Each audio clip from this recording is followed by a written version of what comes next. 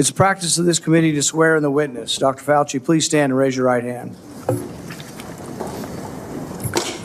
Do you swear that the testimony you will give before this committee will be the truth, the whole truth, and nothing but the truth? So help you God.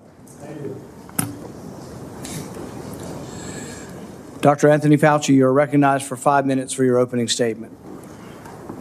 Mr. Chairman, Ranking Member Peters, members of the committee, I served at the NIH for over 54 years, 38 of those as director of the National Institute of Allergy and Infectious Diseases. Over that period, I proved that I believe in and respect the value of legitimate congressional oversight. In fact, I testified before and/or briefed Senate and House Senate and House committees well over 200 times over those 38 years. During and after the COVID pandemic, I have appeared multiple times for hearings in the Senate and the House, usually under oath, and sat for several days-long transcribed sworn interviews, answering questions about the very issues that are now the subject of this hearing.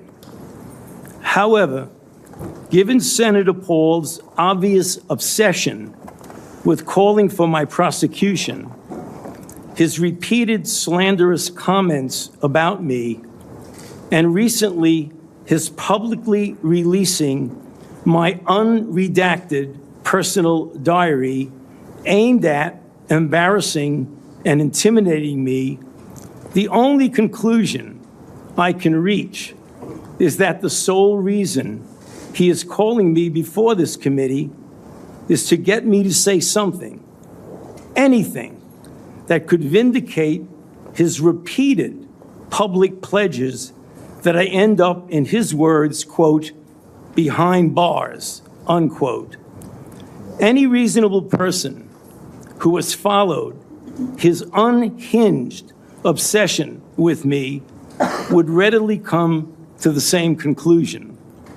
Therefore, although it pains me to do so, because of the respect I have for the legislative branch of government and my decades-long record of cooperating with Congress, under the advice of my attorneys, I will invoke my right under the Fifth Amendment of the Constitution to refrain from answering your questions. Thank you. We will now begin a round of questioning. Dr. Fauci, your testimony today is compelled by a lawful subpoena. As you know, it's a crime under 18 U.S.C. Section 1001 to knowingly make a material false statement to Congress, with a penalty up to 5 years of imprisonment. Understanding that you are under oath, the American people would like to understand your